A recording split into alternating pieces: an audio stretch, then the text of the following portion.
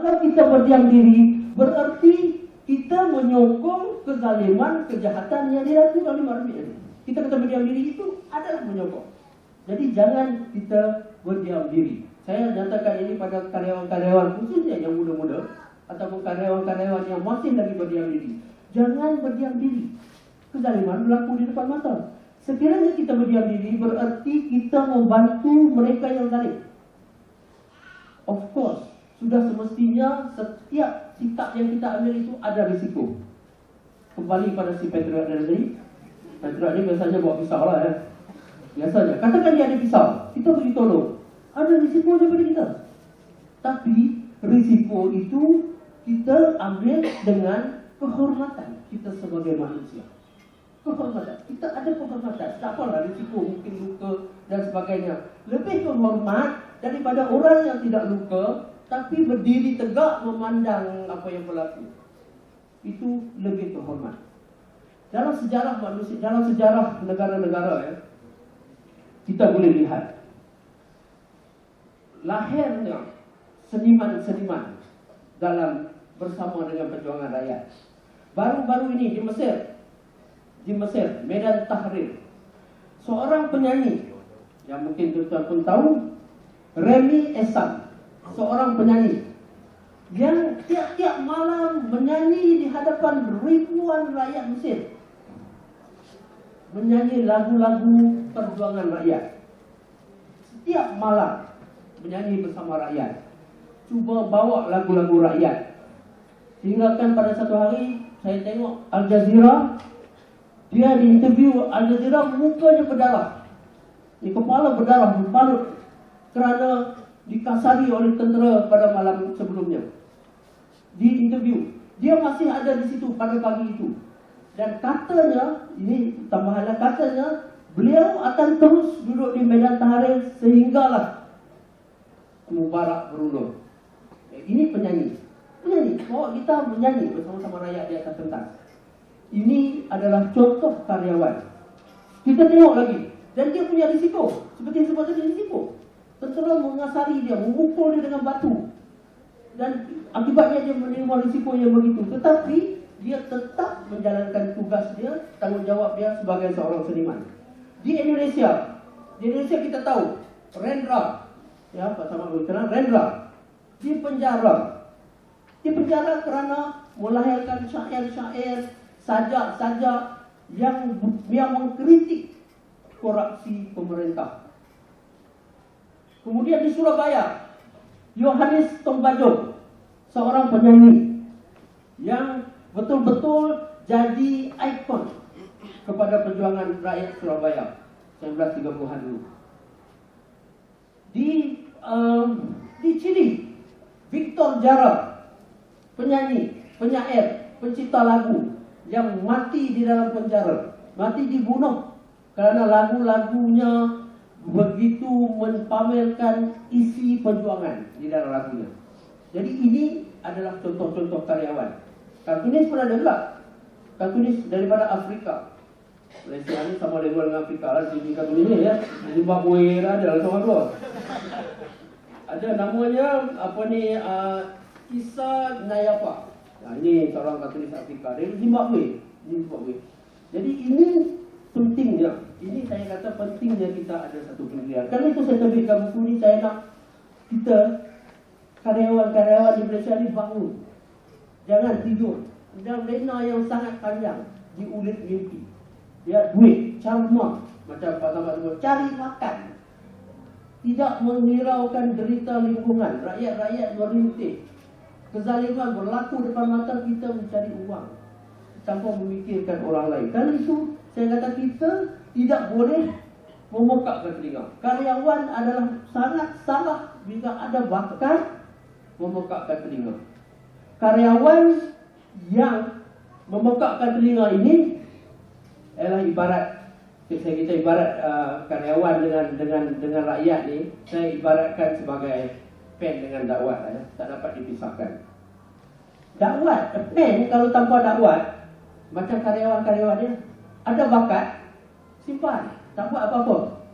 Itu pen tanpa dakwat. Dakwat tanpa pen lagi teruk. Ini macam dakwah SPR. Dakwah SPR tahun 2007 SPR beli dakwah banyak. Kita tahu kan sebelum pilihan raya dia kata dia tak beli dakwah. Tak guna sampai sekarang. Ini sangat satu pembaziran. Jadi itu dakwah tanpa pen. Jadi janganlah kita jadi program dakwah tanpa pen. Sampai sekarang tidak digunakan.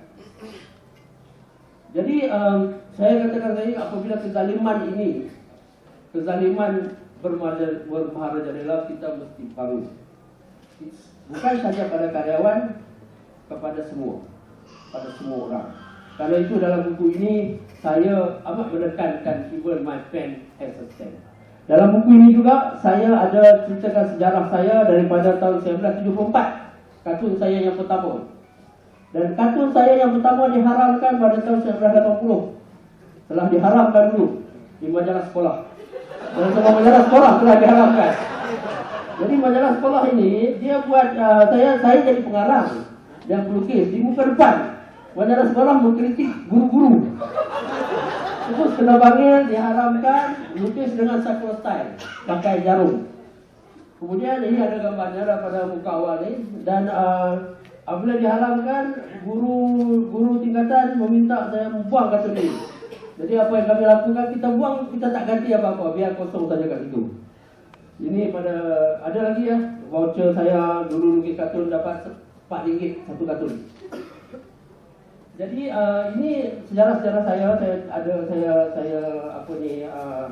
daripada awal sekolah, kemudian pada era berita harian, era gila-gila yang awal-awalnya, dan kartun saya mengenai Mahathir yang pertama. Pertama saya lukis Mahathir ini dia. Ya. Kemudian kartun saya pertama dalam Malaysia kini sampai ke era gedung kartun dan sampai era sekarang. Dan saya juga ada dua muka surat macam mana saya dapat idea terhadap beberapa kartun-kartun yang saya rasa kartun-kartun ini agak mengikut pandangan orang, mengikut mengikut feedback maklum balas yang saya dapat dari pembaca. Ini mereka kata yang bagus. Jadi saya sediakan idea-idea di belakangnya. Macam mana saya dapatkan idea. Jadi saya harap tuan-tuan dan puan boleh beli lampu ni untuk sebagai sokongan kepada saya.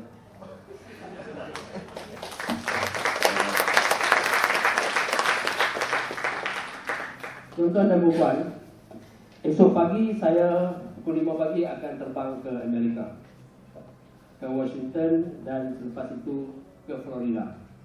Jadi saya akan terlepas. Nasib baik bagi saya terlepas bersih. Jadi kalau ada tangkapan, saya mesti tidak akan ditangkap.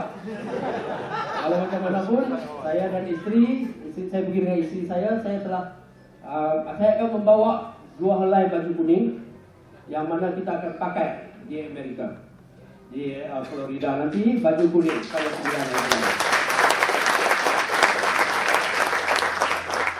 Saya ke sana untuk menerima sebuah anugerah Courage in Editorial Cartooning. Anugerah ini diberikan oleh sebuah pertubuhan Cartoonist Rights Network International, yaitu sebuah rangkaian hak asasi kartunis yang mereka ini mewakili 600 kartunis editorial di seluruh dunia. Jadi mereka melihat melukis kartun di Malaysia ini menjadi satu benda pelik. Sebab itu isu saya sebelum mereka pilih saya. Kartun macam saya lukis ini biasa di negara-negara lain. Tetapi di sini menjadi sesuatu, melukis kartun ini jadi satu kesalahan jenayah. Jadi jenayah boleh satu jenayah. Karena itu mereka pilih saya. Ya, sebenarnya kartun saya lukis ini biasa di negara-negara lain. Tetapi di Malaysia ini ada benda yang biasa di negara lain, tak biasa di sini. Contohnya, tayang video lucah haram di negara lain. Di sini halal. Ya, jadi boleh jadi. Di negara lain, warna ni memang tak peduli lah. You pakailah warna apa pun, tak dibincangkan langsung. Di sini warna kuning diharamkan. Jadi kan banyak benda-benda pelik yang berlaku di sini. Jadi saya akan jadi karena itu saya menerima anugerah ini. Saya kemudian pada bulan 11 saya diundang untuk mengadakan satu pameran di Bilbao, Spanyol. Di dalam pameran itu bernama Festival of Censorship.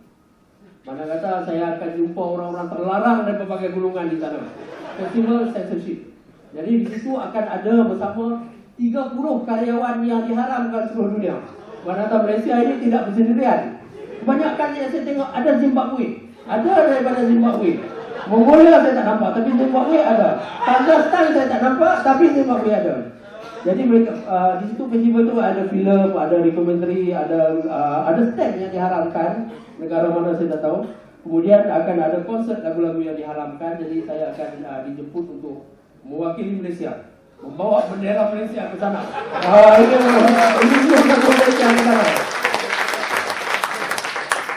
Dan kalau saya akan dituduh sebagai menghina negara, menghina Malaysia di luar negara, mungkin saya akan dituduh begitu. Tapi saya dah ada jawapan. Kalau dia kata saya kenapa menghina negara di luar negara, sebab tak boleh menghina negara di dalam negara. Keputusan tak siar, kebijakan tak siar, saya hina hari ini. Semua tak disiarkan. Jadi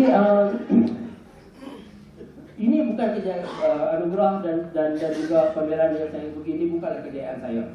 Saya sebutkan tadi bahawa saya, karyawan saya ni, ini adalah kejayaan kita bersama. Kejayaan dalam bidang reformasi.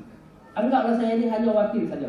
Kita ini semua adalah kejayaan. Saya tidak boleh berdiri, tidak akan mendapat kejayaan yang saya sebut sebagai kejayaan ini kalau tanpa sokongan daripada tuan-tuan yang ada, tuan-tuan dan perempuan yang ada dalam dewan ini pada malam ini.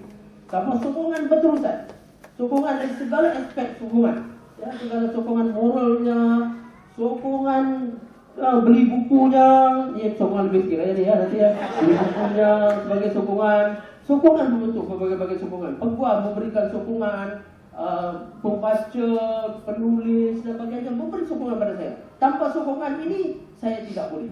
Saya tidak boleh meneruskan karya saya. Ketika saya disiasat oleh PDN dulu. PDN siasat saya ni menarik juga. Dia telefon saya, Tuan, hari Isnin saya minta datang ke pejabat untuk ambil keterangan. Saya datang keterangan di bawah Seksyen 112. Saya kata, di mana tu? Plaza Masalah. Alamak, Plaza Masalah berapa ni? Saya tanya plaza lain tak boleh lah. Plaza Masalah pula. Tingkat berapa? Saya tanya terus dia, tingkat berapa? Dia tingkat 5. 5 okey lah. Boleh 12. Kalau 12 ni saya nak bawa payung terjun. Jadi dipanggil, saya dah beritahu pada pegawai KDN yang sama. Saya kata, tuan-tuan boleh haram buku saya, tuan boleh haram majalah saya, tapi selagi orang baca, selagi itu saya beri tepikan. Saya kata, dadah ni haram dia datang berapa ada gantung lah apa, tapi kalau orang belilah. Tetap ada dekat market.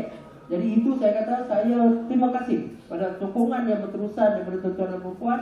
Saya anggapkan tuan-tuan dan perempuan ni adalah sebagai satu kanvas yang besar, tak bertepi. Kanvas, saya mencoretkan. Diorang sediakan ruang, saya mencoretkan. Jadi kejayaan ini adalah kejayaan kita bersama. Jadi saya harapkan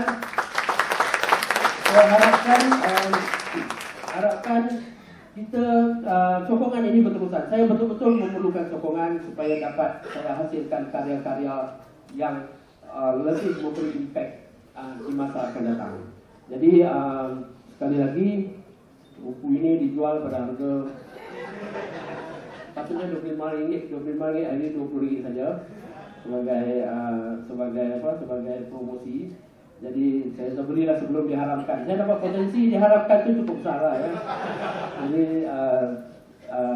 kalau itu dengan itu saya sekian saja. Seperti sebut tadi, saya harap sokongan daripada tuan-tuan dan perempuan berterusan dan saya amat berterima kasih kepada sokongan yang diberikan selama ini. Sekian.